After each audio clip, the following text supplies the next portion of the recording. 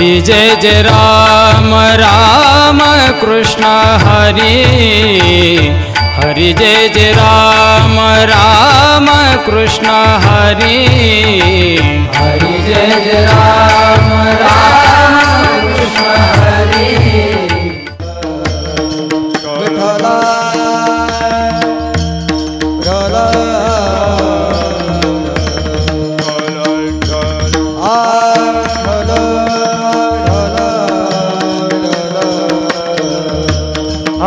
विठला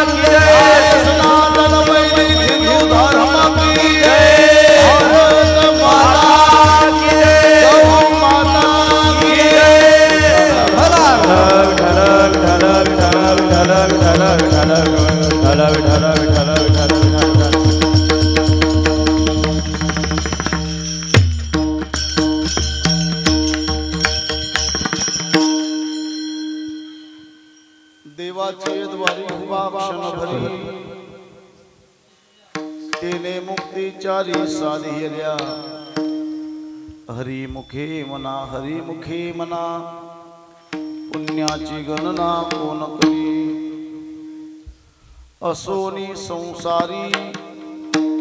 असोनी संसारी जिव्हा वेगू करी वेद शास्त्र उभारी बाह्य सदा हरी मुखे मना पुण्याची गणना कोण करी ज्ञानदेव म्हणे व्यासाच्या खुना द्वारकेचा राणा पांडवा घरी हरी मुखे मना पुण्याची गणना कोण करी विठ्ठल विठ्ठल हरी विठ्ठल विठ्ठल विठ्ठल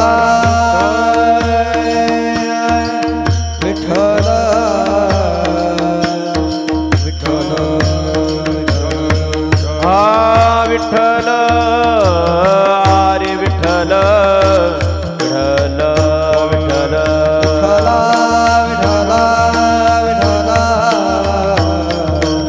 विठ्ठल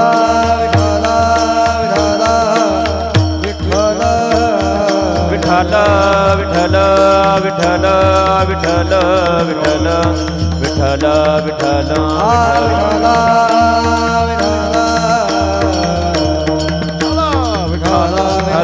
विठ्ठल विठ्ठल विठ्ठल विठ्ठल विठ्ठल भगवान की जय ज्ञानेश्वर महाराज की जय गुरु तुकाराम महाराज की जय नाथ महाराज की जय शक्ति मुक्ताई की जय विठ्ठल विठ्ठल विठ्ठल विठ्ठल विठ्ठल विठ्ठल विठ्ठल विठ्ठल विठ्ठल विठ्ठल विठ्ठल विठ्ठल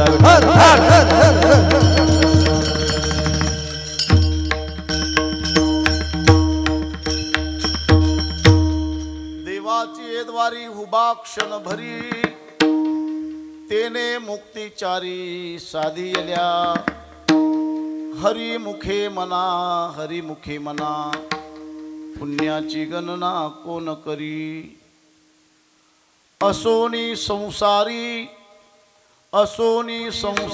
जिव्हा वेगू करी वेद शास्त्र उभारी बाह्य सदा हरी मुखे मना पुण्याची गणना कोण करी ज्ञानदेव म्हणे व्यासाची खुना द्वारकेचा राणा पांडवा घरी हरी मुखे मना पुण्याची गणना कोण करी नमो विठ्ठला राजया पांडुरंगा नमो रुक्मिणी माऊली ज्ञानगंगा नमो पुंडलिका नमो चंद्रभागा नमस्कार माझा रुक्मिणी पांडुरंगा पांडुरंगा कर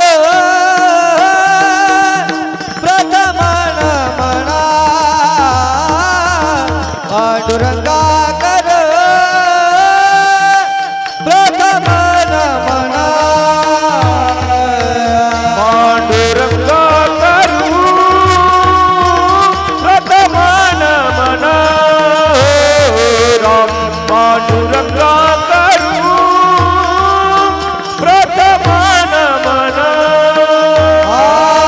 पांडुरंगा कर प्रथम दुसरे कर संताची माझ्या जगपादाने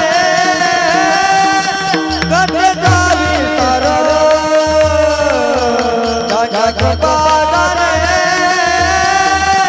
कथेचा विस्तार हो पांडुरंगा करू प्रथम नमन दुसरे चरण संतांची जगपादाने कथेचा विस्तारू जगपादाने कथेचा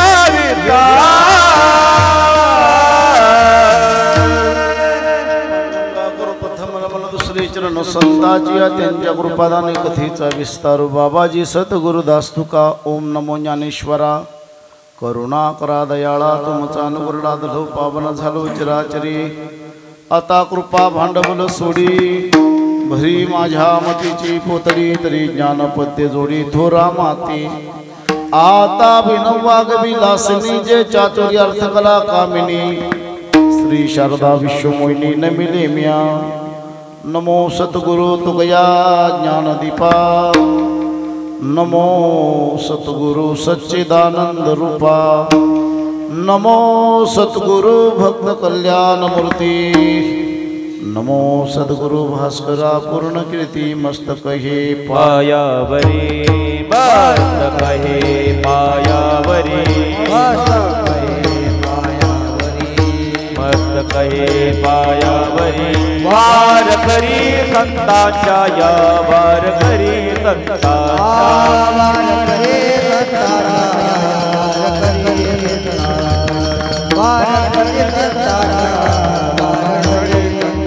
मस्तक हे पायावरी या वार करी संतांच्या वार करी संतांच्या या वार करी संतांच्या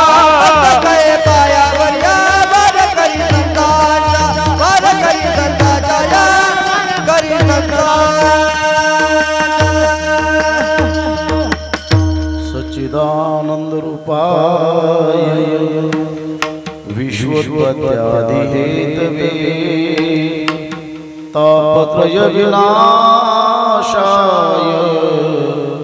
श्रीकृष्णाय वयं नमः श्रीकृष्णाय वयं नमः मनोजवं मारुततुल्यवेगं जितेन्द्रियं बुद्धिमतां वरिष्ठं वातात्मजं वानरयुद्धमुख्यं श्रीरामदूतं शरणं प्रपद्ये मी हे जाणत सो परम विख्यातो जो जान ब्रह्मयाचा सुतो नारद नाम तितिक्षुतयाच्या चरणी नमनगा जेने धर्म जितविलाची बळी तो संभाजी जान नवाडी का अवतरला जयाची कुळी तया छत्रपतीची चरण कमळी साष्टांग नमन करीत सो सियावर रामचंद्र भगवान की जय। आवाज जरा मोठा आवाज द्या, असं गरजेचं नाही की गर्दी कमी म्हणून काय आवाज कमी द्यायचा।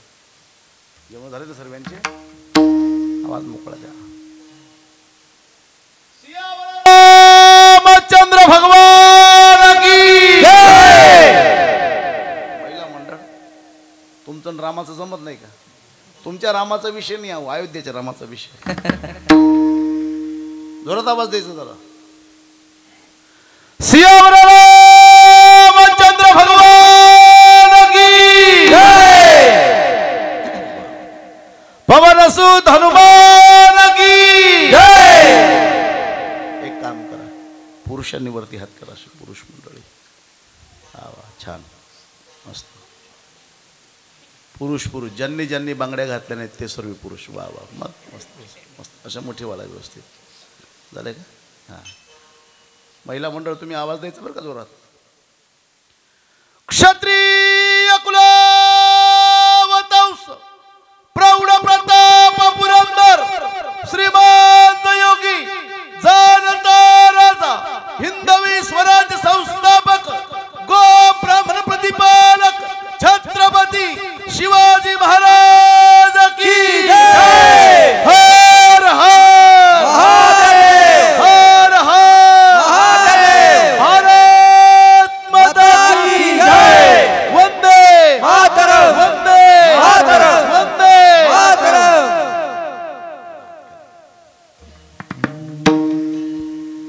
गेली थंडी नाही गेली? गेली. काय असतं तात्या, सध्या आपली माणसं कीर्तनाच्या अगोदर जागी करून घ्यावी लागतात. अवघड आहे. आपले माणसं सध्या कीर्तनाला मैतीला सारखे जाऊन बसायला लागले. तुम्ही बघा, ते मैतीला गेल्यावर ना भैया महाराज असे समोर बसतात, मड्याच्या समोर तोंड उतरून. चांगलं आहे, दुःखाच्या ठिकाणी तोंड उतरून बसावं माणसाने. इथं मी जितताय का नाही कीर्तन, इथे तरी फ्रेश बसलं पाहिजे. एक महत्वाचा मुद्दा सांगतो. वारकरी संप्रदायातील कीर्तन ही जी व्यवस्था आहे ना दादा, हे परिवर्तनाचं साधन आहे. हे बा आमच्यासारख्याने कीर्तन करायचं आणि तुमच्यासारख्याला मोक्ष मिळावा असा काही प्रकार नाही. बरं, कीर्तनातून मोक्ष मिळत नाही असंही मला म्हणायचं नाही. कीर्तनाचा अधिकार मोठा आहे. कीर्तनाचा अंग होय अंग हरिरूप. पण काय झालंय माहितीये का, काळाच्या ओघामध्ये आता कीर्तनातून अंग हरिरूप व्हावं या अवस्थेचं कीर्तन करण्याचं सामर्थ्य कीर्तनकाराच्या वाणीत उठलेलं नाही. ती वाणी आता ठरवून घ्यायला लागली, म्हणून ती वाणी काय झाली, भ्रष्ट झाली. आता त्या वाणी ते सामर्थ्य नाही. आणि कीर्तन ऐकता ऐकता तुम्ही हरिरूप होऊन जावं इतकी श्रद्धा आता श्रोत्याच्या अंतःकरणात उरली नाही. श्रोता आता कसा बसतो माहितीये का, परीक्षक म्हणून बसतो. परीक्षक काय करतो श्रोता, परीक्षा घेतो फक्त. काल दिस ना कीर्तन काय बरा होता, आज ना काय बरोबर नाही, त्यानं भारी होतं, यानं काय बरोबर नाही, यांनी चांगली चाल म्हणे, त्यांनी काय बरोबर नाही. परीक्षा.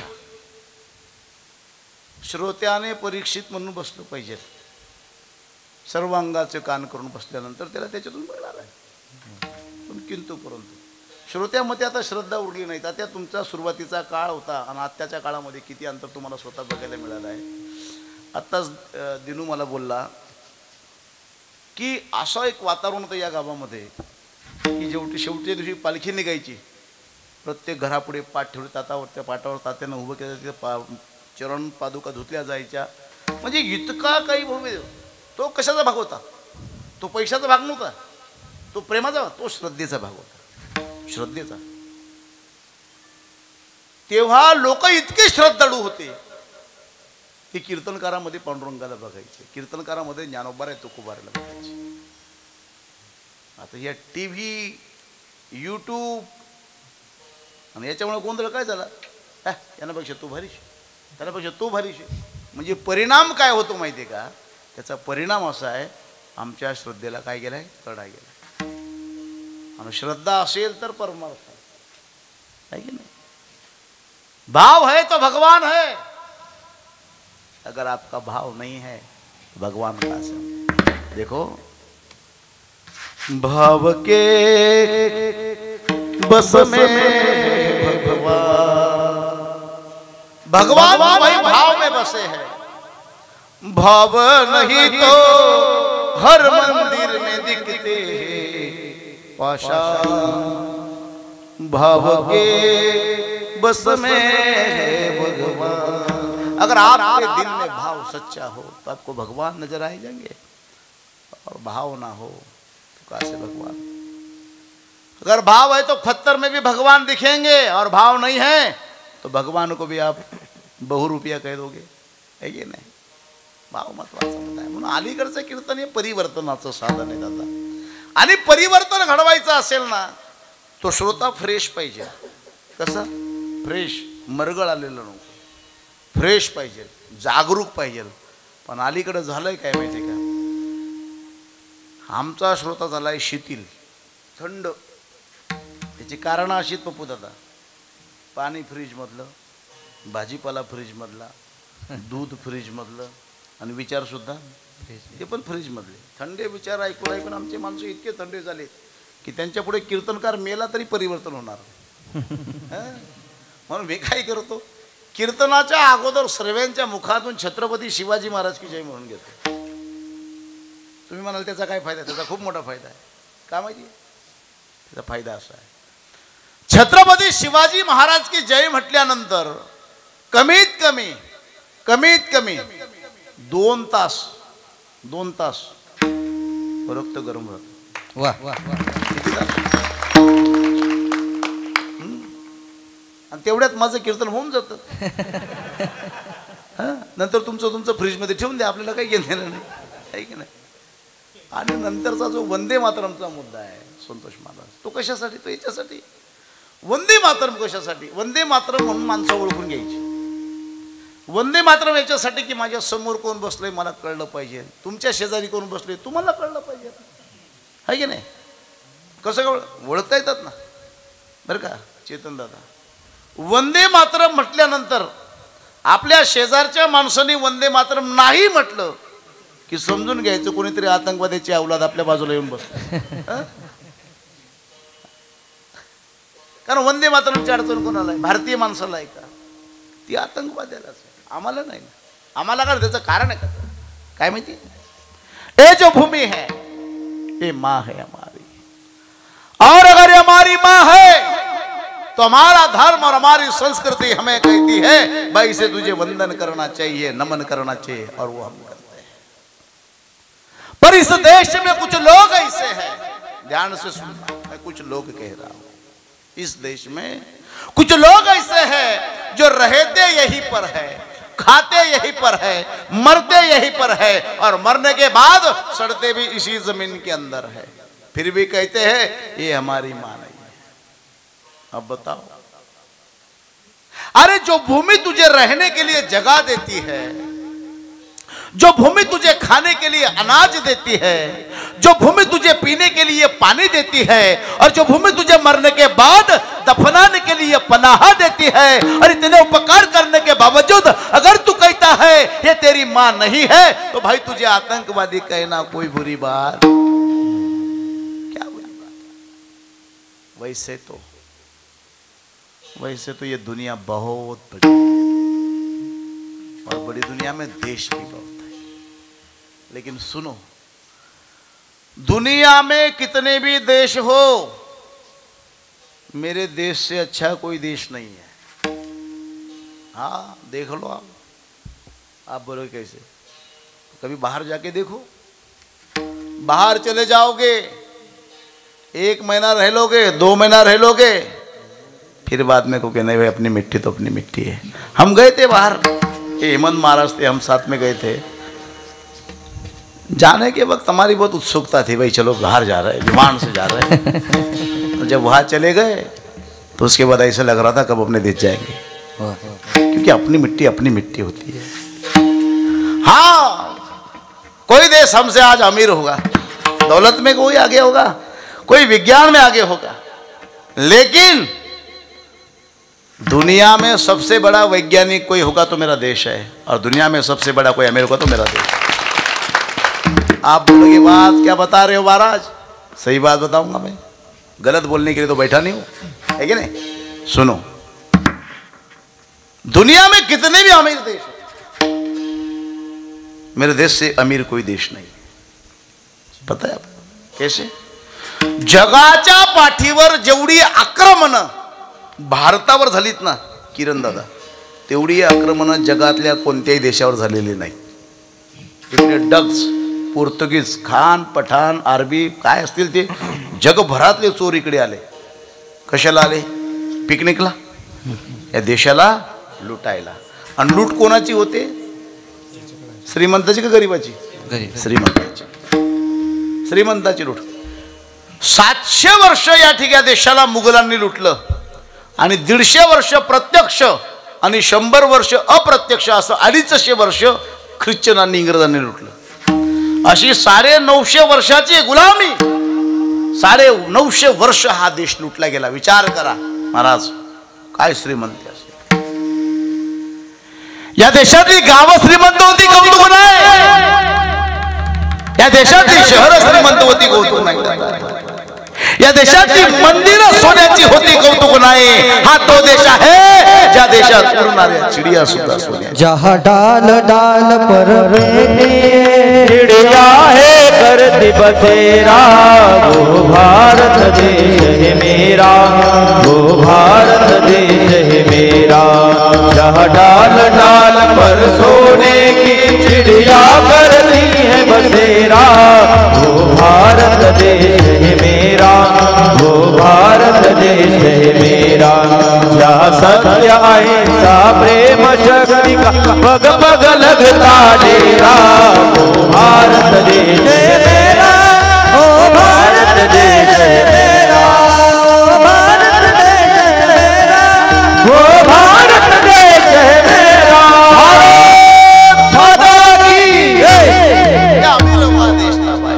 इतनी अमीरी यहाँ पे. और रही बात विज्ञान की, तो दुनिया में हमसे बड़ा वैज्ञानिक कोई नहीं है. क्या बताए विज्ञान की बातें? विज्ञानाने अनेक शोध लावले म्हटले. आपल्या समोरचा शोध म्हणजे वीज पॉवर.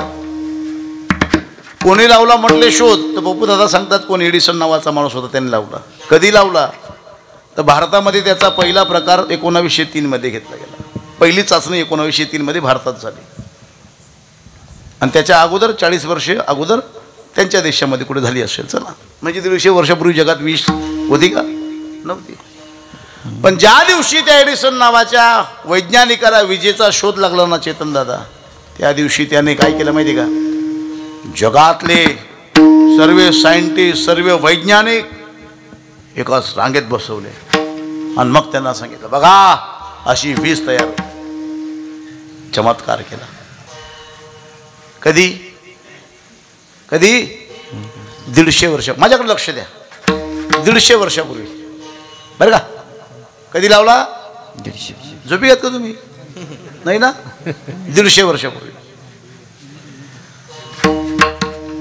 जे वैज्ञानिक, इंग्रज आणि वैज्ञानिकांना, पाश्चात्य देशातल्या लोकांना 150 वर्षापूर्वी कळालं, ते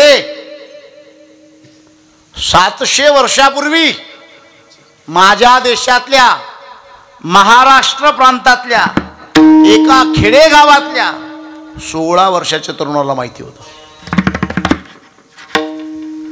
आणि ज्या दिवशी त्या तरुणाला कळालं वीज अशी निर्माण होते, त्या दिवशी त्या तरुणाने वैज्ञानिक नाही बोलवले, शेतातला शेतकरी, मंदिरातला वारकरी आणि किल्ल्यावरच्या धारकऱ्याला बोलवून त्यांना सांगितलं, गड्या ऐका काय झालं मोडी. जे उदकाचे नियावेशे प्रकाश तेज लखलखित दिसे. उदक म्हणजे पाणी, आवेश म्हणजे प्रेशर. पाण्याच्या प्रेशरने विजेची निर्मिती होते असं इंग्रजांना 150 वर्षापूर्वी कळालं आणि भारतातल्या 16 वर्षाच्या तरुणाला 700 वर्षापूर्वी माहिती होतं. मग विज्ञानात पुढे कोण? बरं, एडिसनला फक्त एवढं माहिती होतं वीज अशी तयार होते. पण माझ्या ज्ञानोबारायला 700 वर्षापूर्वी निर्माण केलेली वीज एका काचेच्या भांड्यात घेता येईल हे माहिती होतं. मग ज्ञानोबाराय त्याच ओवीच्या उत्तरात, ते विजू माझी असे सलील काही. ज्ञानोबारांनी शंका उत्पन्न केली आहे की पाण्याच्या प्रेशरने वीज तयार होते, म्हणजे विजेचं मूळ स्वरूप काय? पाणी आहे. मग पाण्यापासून जर वीज तयार होते आणि ती वीज प्रकाशासाठी एका काचेच्या भांड्यात घेतली गेली आणि एखाद्याला तहान लागली आणि तिथे पाणी नसेल तर ते काचेचा गोळा फोडून त्याच्यातून एक ग्लास पाणी काढून त्याची तहान भागवता येईल का, असा प्रश्न 700 वर्षापूर्वी माझ्या महाराष्ट्रातल्या 16 वर्षाच्या तरुणाला पडाला. सांगा जगामध्ये याच्यापेक्षा मोठं विज्ञान पण आमचं झालं काय? आम्हाला दुसऱ्याला शिक्का मारून घ्यायची सवय पडली. नको त्यांचा शिक्का मारून घ्यायचा. मग ते म्हणतात 21 द्या 35 द्या चालू आहे. मग आमचं आहेत ना आपल्याकडे माणसं कमी आहेत हे की नाही. सांगू काय भाग्य असेल आमचं महाराज. संपूर्ण महाराष्ट्र यूट्यूब चालू आहे.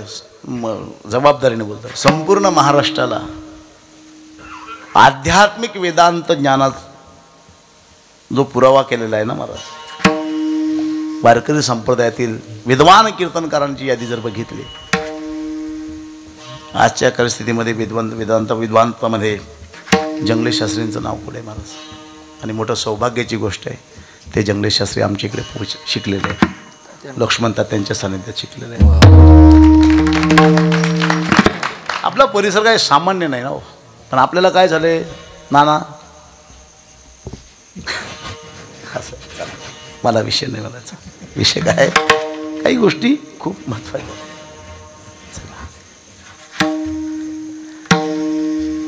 आमची अडचण अशी आहे आमच्याकडे सर्व आहे. एक आक्रमण आमच्यावर जेव्हा झालं होतं ना महाराज ते स्वतंत्र नालंदा विद्यापीठावर झालं होतं. आणि ते नालंदा विद्यापीठावरचं आक्रमण आहे दीपक पप्पूदादा. जिथे आमची जेवढी ग्रंथसंपदा होती 3 लाख सैनिक 6 महिने त्यांची आंघोळीचं गरम पाणी आणि जेवण लाकडं लागले नव्हते. फक्त त्या नालंदा विद्यापीठातले ग्रंथ आणायचे आणि चुलीला लावायचे. 3 लाख लोकांची आंघोळ आणि जेवण. सांगा केवढी मोठी ग्रंथसंपदा आमची पेटवण्यात आली. हे आक्रमण होतं आमच्या देशावर. एवढी संपदा आमची संपली महाराज. आणि आहे ती आम्ही वाचत नाही. आमचं एकच चाललंय भागवत वाचून टाकलं, गाथा वाचून टाकलं, रामायण वाचून टाकलं, ज्ञानेश्वरी वाचून. आता हे टाकण्याचा विषय आम्ही टाकलं म्हणून आम्ही पुढे नाही. हे टाकण्याचा विषय नाही. मग एकतरी ओवी अनुभवावी एकतरी ओवी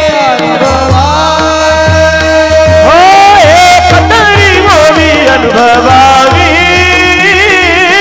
एकतरी ओवी अनुभवावी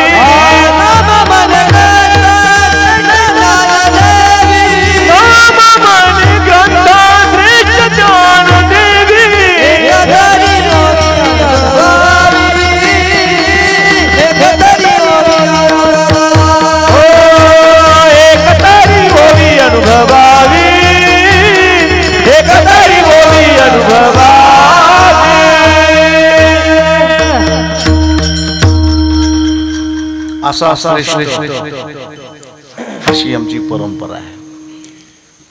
म्हणून जगामध्ये किती देश असले आपल्या देशापेक्षा चांगला देश कोणता?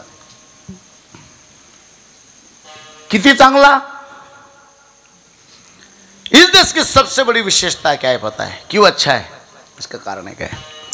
इस देश में जितना सम्मान हिंदू को है ये देश उतना ही सम्मान मुसलमान और क्रिश्चियन को देता है. ऐसी व्यवस्था दुनिया के किसी भी देश में नहीं है. किसी भी देश में नहीं. आप अगर अमेरिका चले जाते हो तो अमेरिका में आप अपना खुले दिल से भजन नहीं कर सकते.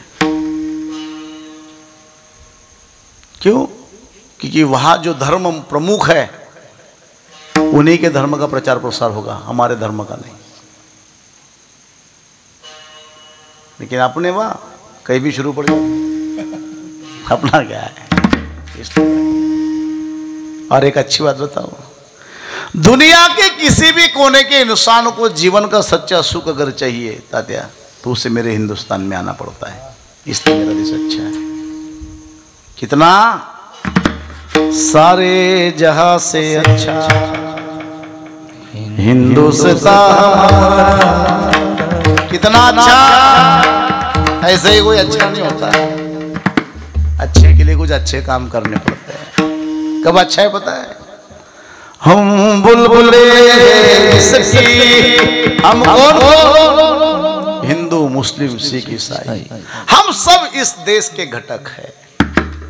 ये देश किसी एक जाति का नहीं, ये देश किसी एक पंथ का नहीं, किसी एक प्रांत का नहीं, किसी एक भाषिक का नहीं। इस देश की आजादी के लिए हर किसी ने अपना बलिदान दिया है, हर किसी ने अपने त्याग किया है। कौन थे वो लोग पता है? कोई सिख, कोई जाट मराठा, कोई सिख था, कोई जाट था, कोई मराठा था, कोई गुरखा, कोई मद्रास। पर कब तक? घर थे तब तक। पर सरहद पे जाने के बाद, सरहद पे मरने वाला, सरहद पे मरने वाला हर वीर था भारतवासी। क्या लोग थे वो दीवाने,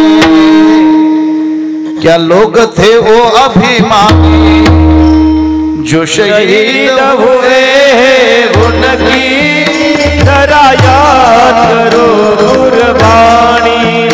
ऐ मेरे वतन के लोगों, जरा आँखों में भर लो पानी। जो शहीद हुए उनकी जरा याद करो कुर्बानी। जरा याद करो, जरा याद करो। हर किसी ने अपना बलिदान दिया है भाई। ये देश सबका है। इसलिए भाई आप हिंदू हो, मुसलमान हो, क्रिश्चियन हो, जो भी हो, सबसे पहले आप भारतीय हो। और भारतीय होने के नाते इस भारत में, इस हिंदुस्तान में, इस भूमि को, इस धरा को माँ कहते हैं, इसलिए वंदन करते हैं। त्याच्यासाठी वंदे मातरम आहे, बाकी दुसरा काही वेगळा प्रकार नाही। ऐका, अभंग श्री अलंकापुरीचे राजे माऊली महावैष्णव ज्ञानोबारायांचा आहे। अभंगावर बोलण्यापूर्वी अल्पसापरी आपले या पुण्य पवित्र श्री क्षेत्र विराणे या भूमीमध्ये गेल्या 32 वर्षापासून भगवान श्री पांडुरंग परमात्म्याच्या कृपा आशीर्वादाने स्वानंद सुख निवासी गुरुवर्य कृष्णाजी माऊली जायखेडकर, रघुनाथ बाबा विराणेकर, लक्ष्मण तात्या गुरुवर्य लक्ष्मण तात्या वळवाडेकर, बाबू वैकुंठवासी बाबूराव तात्या, नामदेव तात्या लक्ष्मण यांच्या मार्गदर्शनाने वंजे अप्पा, भोजा अण्णा, भाऊराव अण्णा विराणेकर आदी करून च्या मार्गदर्शनाने, आशीर्वादाने व महाराष्ट्रातील सुप्रसिद्ध कीर्तनकार महामंडलेश्वर आमचे परमश्रही अनंतदासजी महाराज कजवाडेकर यांच्या कुशल अशा मार्गदर्शन आणि उपस्थितीमध्ये संपन्न होत असणारा हा महोत्सव, ज्या महोत्सवातील आजची दुसऱ्या दिवसाची कीर्तन सेवा श्रेरी भक्तिपरायण भिकन वंजी देवरे विराणेकर या परिवाराच्या वतीने आणि आपल्याच गावातील आमचे हरिभक्तिपरायण भूषण भाऊ देवरे यांच्या माध्यमाने या सेवेचा योग माझ्या वाटेला आलेला आहे। कीर्तनासाठी उपस्थितीमध्ये सर्व महाराज मंडळी, मृदंगावर अतिशय गोड ज्यांचं वाजवणं आहे, नवे नवे उत्तर महाराष्ट्र सर्वत्र ज्यांचं विशेष करून नाव आहे, आदरणीय आमचे परमश्रेही हेमंतजी महाराज कापडनीस या ठिकाणी उपस्थित आहेत। ज्यांच्या गोड आवाजात आपण आत्ताच चाल ऐकली आमचे परममित्र आदरणीय रमेशजी महाराज खतवाडेकर, आदरणीय संतोषजी महाराज वजीर खेडेकर, त्याच पलीकडच्या बाजूने आमचे आदरणीय माधवप्पा आहेत, गावातील सर्व टाळकरी महाराज मंडळी आहेत। आणि उपस्थितांमध्ये काय असतं, लोकांना एक कीर्तनकार सापडते, 3-3, 4-4 कीर्तनकार इथे उपस्थित आहेत। आदरणीय आमचे नाना इथे उपस्थित आहेत, आदरणीय आमचे पप्पूदादा या ठिकाणी, म्हणजे युवा कीर्तनकारांमधून आमचे आता दीपक महाराज पाटील ते या ठिकाणी उपस्थित आहेत। उत्कृष्ट गायक म्हणून ज्यांच्याकडे आदरणीय किरण महाराज आहेत, अतिशय उत्कृष्ट मृदंग ज्यांचा आहे ते आदरणीय भैया महाराज या ठिकाणी उपस्थित आहेत। आमच्यावर आलेले आमचे परममित्र चेतन दादा सोसायटीचे चेअरमन खाकुर्डी ते या ठिकाणी उपस्थित आहेत. माझे परम मित्र दिनूभाऊ ज्यांचं मूळ गाव हेच आहे पण ते हल्ली मुक्काम वन्यरा आहे की नाही, ते चाललं आहे ते या ठिकाणी उपस्थित आहेत. आणि आपण सर्वच वारकरी संप्रदाय निष्ठाप्रेम असणारे वारकरी बांधव भगिनी वळवाडीकर मंडळी सर्व आलेली आहे. प्रेमीजन मंडळी, सुंदर अशी साऊंड सिस्टीम आहे. आणि तुमच्या या विराणे गावाचं नाव संपूर्ण महाराष्ट्र नव्हे तर संपूर्ण जगामध्ये जिथे जिथे यूट्यूब वापरत अशा ठिकाणी पोचवण्याची जबाबदारी ज्यांची आहे आमचे परममित्र आदरणीय भैयाभाऊ बैहानेकर ते या ठिकाणी उपस्थित आहेत. गारेगावची मंडळी पण आलेली आहे. सर्वच महाराज मंडळी. आता ऐका, अभंग श्री ज्ञानोबारायांचा आहे. अभंग सर्वांच्या परिचयाचा आहे. अभंग सर्वांच्या परिचय आणि पाठातला आहे. काय म्हणतात ते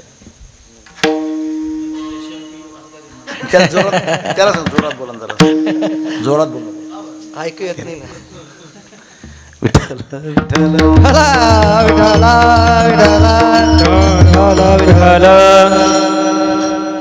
अभंग श्री ज्ञानोबारायांचा आहे आणि हरिपाठ या ग्रंथातील आहे. अभंगाचा प्रतिपाद्य विषय पहिला माऊली ज्ञानोबाराय अभंगामध्ये आम्हाला काही मार्गदर्शन करतायत. काय मार्गदर्शन आहे? देवाची द्वारी उभा क्षण बरी तिने मुक्तीचारी साधी येल्या. क्षणभर जर तुम्ही देवाच्या द्वारामध्ये थांबलात तर चारही मुक्त्यांचा आनंद तुम्हाला घेता येईल. आणि त्याच्यासाठी करावं काय लागणार माऊली? काही करायचं नाही. हरिमुखे म्हणा, हरिमुखे म्हणा, पुण्याची गणना कोण करी. त्याच्यासाठी वेगळं कुठेही जायची गरज नाही. असोनी संसारी जिव्हा वेगू करी. हो, संसारात राहायचं आहे आणि जिव्हेने मात्र त्याचं नामस्मरण करायचं आहे. पण माऊली अशी साधना केल्याच्याने कोणाला फळ मिळाले असं आहे का? माऊली म्हटले पुरावा. का? पुराव्याशिवाय मी बोलत नाही. ज्ञानोबाराय सांगतात, ज्ञानदेव म्हणे व्यासाची आखुना द्वारकेचा राणा पांडवा घरी. हरिमुखे म्हणा, हरिमुखे म्हणा, पुण्याची गणना कोण करी. ठल ठल विठ्ठल विठ्ठल विठ्ठल विठ्ठल विठ्ठल विठ्ठल विठ्ठल विठ्ठल. अभंगाच्या 4 चरणाचा भाव मी आपल्या पुढे मांडलाय. उर्वरित वेळामध्ये भगवान श्री पंढरीशिव परमात्मा माऊली ज्ञानोबाराय तुकोबाराय जशी बुद्धी तसं विचार मांडण्याचा प्रयत्न करणार आहे. अभंग सर्वांच्या परिचयाचा आहे. अभंग असा आहे सर्वांच्या पाठातला आहे. हेमंत महाराज तुमचा पाठ आहे, माधव आप्पा भजनी मंडळ सर्वांचा पाठ आहे. सर्वांचा विनेकरी बाबाचा सुद्धा पाठ आहे. भैया पाठचे ना 2-2 भैया आहेत आज. 3-3 14 कदाचित सापडे. ऐका एवढे सर्वांचा पाठातला आहे. महिला मंडळ पाठ आहे काय? अभंग आजचा अभंग पाठ आहे ना? वा वा, सर्वांचाच पाठ आहे. माझा सुद्धा पाठ आहे.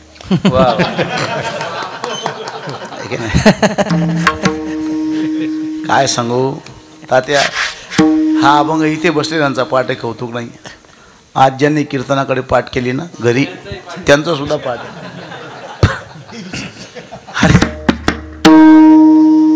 आणि सातारकर महाराजांची कृपा म्हटली तर प्रत्येकाच्या घराघरापर्यंत हरिपाठ पोहोचवण्याची जबाबदारी सातारकर महाराजांनी. कारण पोचवला असता कोणीतरी पण एवढ्या गोड आवाजात पोहोचवण्याचं सामर्थ्य त्यांच्यात. कारण आवाजाची जादू होती महाराज आणि त्या माध्यमातून प्रत्येकाच्या घराघरापर्यंत हा आवाज पोचला. हरिपाठ प्रत्येकाच्या मुखात.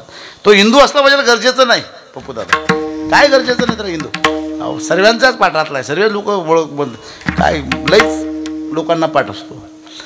असा सर्वांना परिचयाचा पाठातला अभंग आहे. सर्वांच्या परिचयाचा आहे. परिचय वेगळा असतो आणि कळणं वेगळं असतं. तो व्यक्ती आपल्या परिचयाचा ना आपला, पण त्याच्यावर ती बाकी माहिती नाही बरं. ते बाकी माहीत नाही मला. परिचय वेगळा असतो आणि कळणं वेगळं असतं. आमचा हा अभंग पाठातला आहे पण कळलेला नाही. ज्ञानोबाला या अभंगामध्ये आम्हाला काय सांगतायत, देवाची येदवारी उभा क्षण भरी. आता पहिली गोष्ट देवाचं द्वार म्हणजे काय मोठा प्रश्न आहे. आपण देवाचं द्वार म्हणजे देवळाचं द्वार म्हणतो. आता लोक त्याच्यावर प्रश्न करतात, महाराज अहो तुम्ही म्हणता क्षणभर उभे राहा, तुमचे टाळकरी सप्त्यापुरते येतात, सप्त्या झाला की पुढच्या सप्त्यालाच येतात. आम्ही 12 महिने मंदिर सोडत नाही, हिवाळा सोडत नाही, पावसाळा सोडत नाही, उन्हाळ्यात नाही, मंदिरावरच. आम्हाला गांजा प्यायचा राहिला तरी मंदिराच्या साक्षीने पितो, आम्हाला पत्ते खेळायचे राहिले तरी मंदिराच्या ओट्यावरच खेळतो. 1 मिनिट मंदिर सोडत नाही, पण एकाही मुक्तीचा अनुभव नाही. आणि तुम्ही म्हणता 4 मुक्त्या कसं शक्य आहे? 4 मुक्त्या कसं शक्य आहे सांगतो 1 मिनिट. द्वार काय आहे महत्वाचा मुद्दा आहे का? देवाचं द्वार म्हणजे तीर्थ सेवा हा दारवंट. हो, परमार्थामध्ये सेवेला महत्व आहे महाराज. सेवा असेल तर परमार्थ. उगाच असं कोणी मोठं होत नाही. समोर बसलेली माणसं एवढी मोठी झालीत अशीच थोडी कोणी. कुणाच्या तरी सेवेशिवाय होतं का? कोणाच्या तरी सेवेशिवाय मृदंग वाजवून आज हेमंत महाराज वाजवतायत. आज त्यांचं वाजवून आपल्याला गोड वाटतंय, पण एक लक्षात ठेवा, हे असंच वाजत नाही. एवढ्याच तयारीचं यांना कोणीतरी भेटलंय आणि त्यांची सेवा यांच्याकडनं झाली म्हणून ते आज हे वाजवतायत. की रमेश महाराज, संतोष महाराज ही माणसं गोड गात आहेत, बरोबर आहे, पण तेवढ्या तयारीचं कोणीतरी भेटल्याशिवाय का? कारण तेवढ्या तयारीचं कोणी भेटलं तरच होतंय महाराज, नाहीतर असं नाही. प्रत्येकाच्या जीवनामध्ये असे विशिष्ट प्रकारचं कोणीतरी असतं. इथे आता स्वराचा गोंधळ झाला थोडसा, तसं मला आहेच नाही, त्याचं टेन्शन नाही. मी काही त्याच्याकडे लक्ष देत नाही. पण उणीव भासली का नाही आज माधवप्पा? तुमच्या मित्राची उणीव भासली का नाही? भासली ना? भाऊराव अण्णा होते तोपर्यंत असं कधी झालं का? थोडी लाईट कमी असेल, उजेड कमी असेल, पण स्वराला काही अडचण आली कधी? आणि त्यांच्या सानिध्यात पप्पूदादा तुम्हाला जो आनंद परमार्थाचा झाला, काय वाटतं तुम्हाला?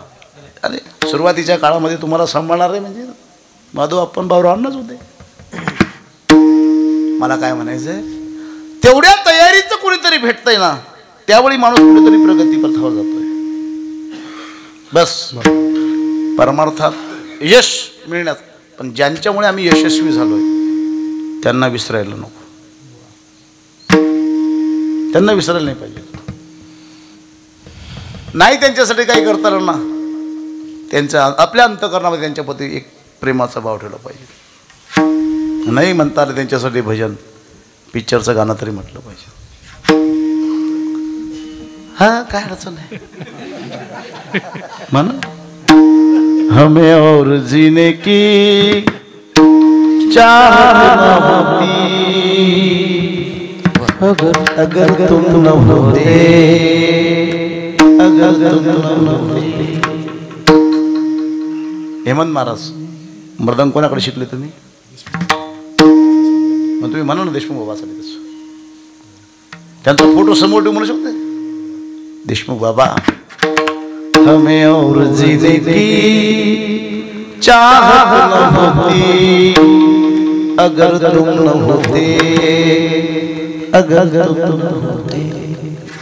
तात्या, तुमच्या जीवनामध्ये लक्ष्मण तात्या आले नसते, आपलं जीवन काय होतं? आमच्या जीवनामध्ये हनुमान बापूंसारखे व्यक्तिमत्व नसते, आमचं जीवन काय होतं? तुमच्या जीवनामध्ये कोणीतरी आलंय, तुमच्या जीवनामध्ये कोणतरी आलंय. मग प्रत्येकाचा फोटो समोर ठेवून म्हणू शकतो ना आम्ही, हमें जो तुम्हारा सहारा न मिलता, भंवर में ही रहते किनारा न मिलता, किनारे पे भी तो लहर आज होती, अगर तुम न होते, अगर तुम न होते. मला म्हणायचं कोणीतरी आमचं अस्तित्व, कोणीतरी आम्ही आज ज्या स्टेजला उभे आहोत ना, आम्ही ज्या ठिकाणी आहोत ना, त्या ठिकाणी कोणीतरी होतं तर जे प्राप्त झालंय. असं उगाच कोणी झालं, असं आलं कोणी तयार झालं का? ही जी मूर्ती समोर बसली ना तुमच्या समोर, काय आयुष्य मिळालं मला सांगा. 50 वर्ष काय आयुष्य असतं? मी 46 वर्षाचा झालो, काहीच करता आलं नाही. अजून एक घर व्यवस्थित बांधलेलं नाही. बांधले पण त्याला प्लास्टर बाकी काही ठिकाणी. 50 वर्षात मी स्वतःसाठी घर बांधू शकलो नाही. रहितेसाठी स्वराज्य निर्माण करणं काही सामान्य गोष्ट नाही.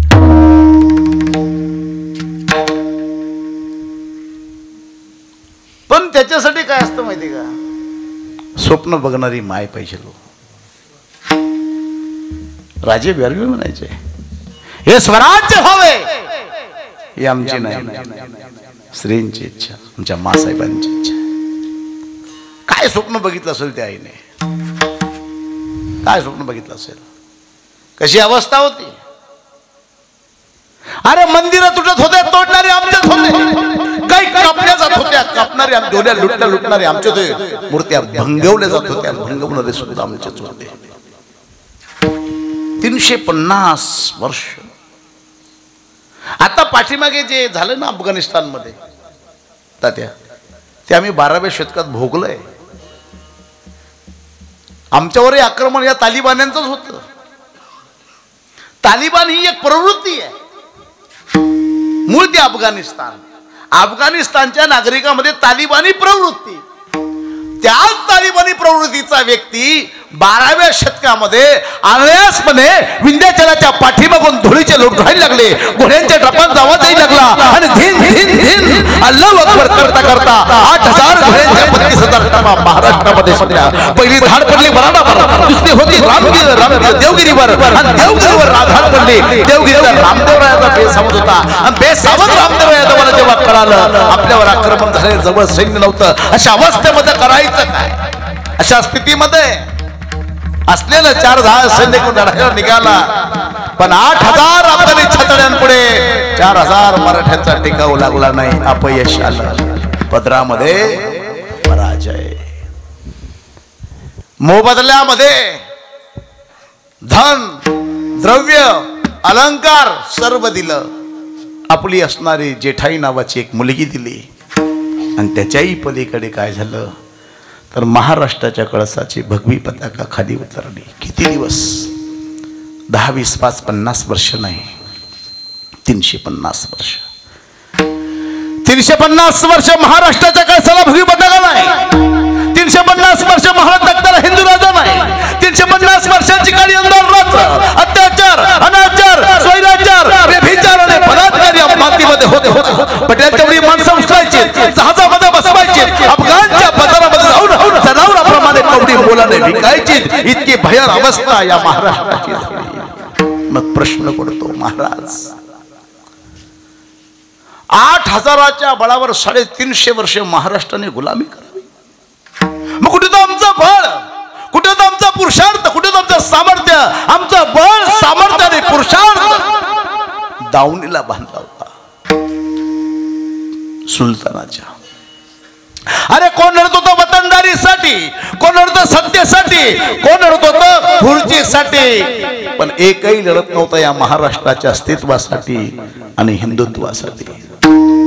अशा अवस्थेमध्ये 12 जानेवारी 1598 महाराष्ट्राचा विदर्भ प्रांतातला बुलढाणा जिल्हा आणि बुलढाणा जिल्ह्यात होता सिंदखेड राजा. सिंदखेड राजाच्या लखोजी राजे जाधव आणि गिरिजाबाई राजे जाधव या दाम्पत्याच्या चौधरी 12 जानेवारी 1598 ला एका कन्येचा जन्म झाला. कन्येचं नाव होतं जिजाऊ.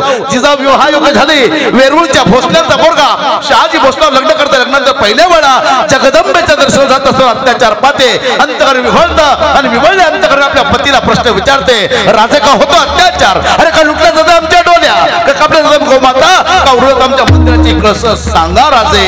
त्यावेळी राजाने उत्तर दिलं, राज्य वनांचं आहे, पर्याय नाही. मासाहेबांनी पहिले राजा कौल देत नाही. मग कौल जगदंबेला मागितला.